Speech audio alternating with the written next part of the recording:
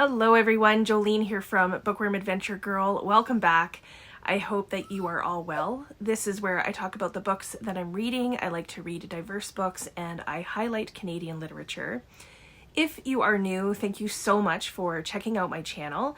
Please hit subscribe and stick around. It would be great to have you as part of the community. You might notice that I'm kind of all bundled up. It's a bit chilly today. We've had a lot of snow, a big dump of snow overnight. So I am just keeping warm and cozy. And today I am going to be talking about the Reading Across Canada Challenge. I love this reading challenge, and I'll be giving you some recommendations for the November prompt. And I will also be giving you a small taste of the 2025 Reading Across Canada Challenge and what will be coming up. So stick around until the end if you are interested in hearing a bit about that. Okay, if you're still looking for something to cover the prompt for November, then maybe you will find something here that will hopefully help or inspire you. If you don't know what the Reading Across Canada Challenge is, it is a reading challenge that encourages people to read Canadian literature, CanLit as we call it. So Canadian authors, Canadian stories. And this year, every month has a specific prompt that you can follow, but of course, you don't have to. You can do the challenge how it works for you. Some people try to read a book for each province and territory, which is how we did it the first year. But basically, as long as you're reading CanLit, you are in the challenge. I will leave links below to the playlist of all of the information you need, to the introductory video, which has more information, and to the prompt sheet that has all of the prompts for each month. So the challenge is also set up on Storygraph, thanks to Just a Bean Reads. So please, you can go over on Storygraph, check it out there, and you can keep track of the books that you are reading for the challenge as well. Maybe actually what I will do is leave a link to all of the prompts from previous years. You can have a look at those and see if there's any prompts that inspire you as well. Okay, so let's talk about November's prompt. I will let you know what I read and what I hope to read and give some recommendations. So the prompt for November is to read a Canadian nonfiction book. It's a prompt that fits really well if you are also reading for Nonfiction November. So the first thing that I want to do is to direct you to a video that Lindy from Lindy's Magpie Reads and I did. If you've been following my channel or Lindy's channel, then you know that Lindy and I have compiled the 67 best Canadian books of the 21st century. And that was all thanks to all of your votes. And we received so many. We received like more than 350 book submissions. And recently, Lindy and I shared 28 of the best nonfiction books that you sent in. And most of these books were books that did not make the top 67. So they received 2 or less votes. But there are so many good books on the list. So I will leave a link to that video below so you can check it out and check out those 28 books as, possibilities for this prompt. So far this month, I read one of the books from that list, and that was Fireweather by John Vaillant. And it also works for October's prompt. So you may recall that I've already kind of talked about this for that. But this is about the wildfire that happened in 2016 in Fort McMurray. And what I liked best was learning people's stories. But it was also very well researched, and I learned a lot about fires and wildfires. So this was a very interesting book, and I think it has made me look at wildfires very differently, at least from now on.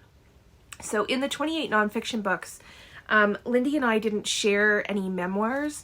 We're kind of saving that for another time. But I did read a memoir for this prompt as well. And it's one from the 67 best books of the 21st century. So I read Run Towards the Danger by Sarah Polley. And if you are Canadian, you probably know Sarah Polley, and if you're old enough, you probably know Sarah Polley from Anne of Avonlea. Sarah is an actress, a filmmaker, and obviously an author. And you have probably seen some of her projects. You know, if you watch TV and you watch movies, I'm sure you've probably seen something. So Lindy spoke very highly of this book when we shared the 67 best books. And it was in the top 25 of those books, and it received 7 votes.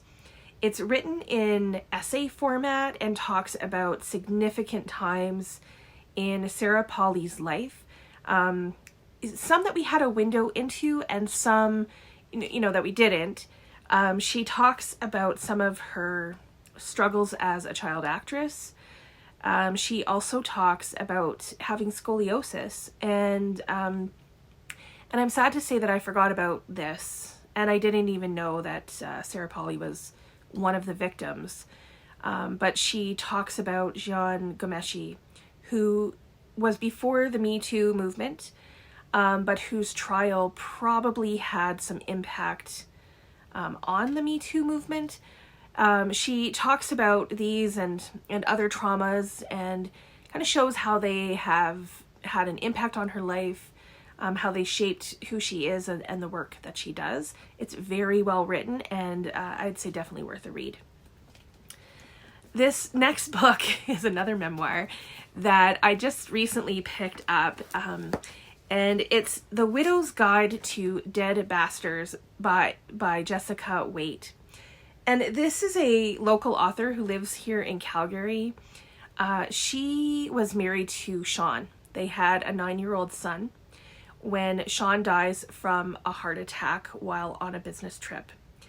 And this is Jessica's story of her loss and grief and how she picks up the pieces. There's more to this story because she finds out that her husband Sean had kept many secrets, almost a whole other life. And Jessica finds out how he's been cheating, he's been doing drugs, and there's a lot of pornography discovered. So I'm very intrigued by this book. It sounds like a movie, but it was someone's life, and it just seems to be truth seems stranger than fiction here. So we'll see how this goes if I can get to it. So these next few books come from authors that I've had the opportunity to chat with a little bit. And some of you may have seen my chat with Bill Arnott, who wrote A Perfect Day for a Walk. I have the ARC copy. So this book is about walks that Bill has taken in different neighborhoods in Vancouver. And it's not a guidebook by any means, you know, although, you know, you could get inspiration for visiting these neighborhoods. That definitely was the case for me.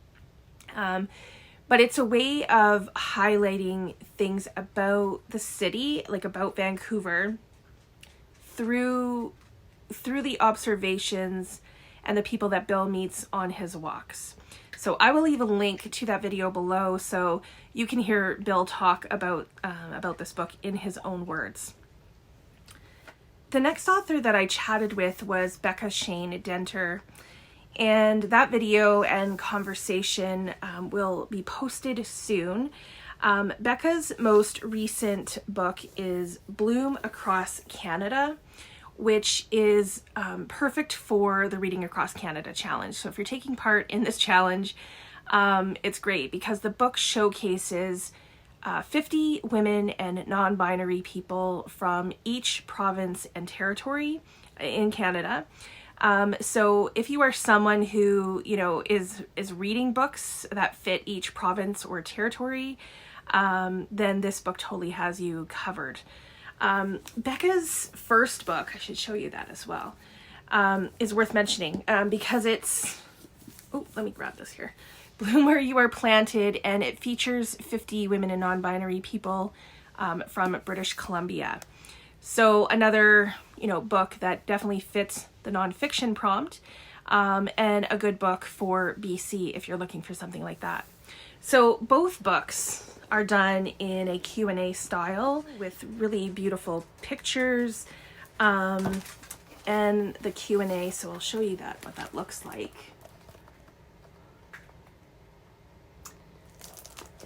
So these would be really good, you know, like as a gift for Christmas even. They're beautiful coffee table books, and you can read them in kind of small bites. You can read 1 or 2 of the stories at a time. I will leave a link to that conversation as well. As I said, it will be published very soon. The final nonfiction book that I'm hoping to get to before the end of the month, if not, then definitely before the end of the year. And it is The Knowing by Tanya Talaga. And if you watch the video where I talked about some of the events that I went to for WordFest, I went to a few things, then you may remember that I already talked about this book. First of all, Tanya Talaga is an incredible writer and journalist. It's no surprise that she did make it into the 67 best books with a different book, which is also fantastic to read, another nonfiction. Her writing highlights Indigenous cultures and peoples and life in a way that really makes us think. They are very important for truth and reconciliation, and I think that will be true for this book as well. And this one focuses on the life of Tanya Talaga's great-great-grandmother. And this is one of my most anticipated books of 2024. So I'm really looking forward to getting to it. So these are the nonfiction books that I've been reading, and that I still want to read in a couple of the cases. So please let me know if you have read any of these, or if you have an interest in reading any of them. Perhaps you have some nonfiction books that you've read or that you want to read that you'd like to recommend. Please do so. Let me know in the comments below and share your thoughts. We are getting near the end of this year's challenge. And it's almost time to announce the 2025 Reading Across Canada Challenge, which is very exciting. And channel members have already been receiving like daily sneak peeks of next year's challenge. At the end of the sneak peeks, there is a Canadian bookish giveaway. My dogs are playing, so. So if you are interested in any of that, then please check out the link below to get more information on how to become a channel member. And also there's information about the Reading Across Canada book club as well. So the challenge is going to be a little bit different than the last couple of years.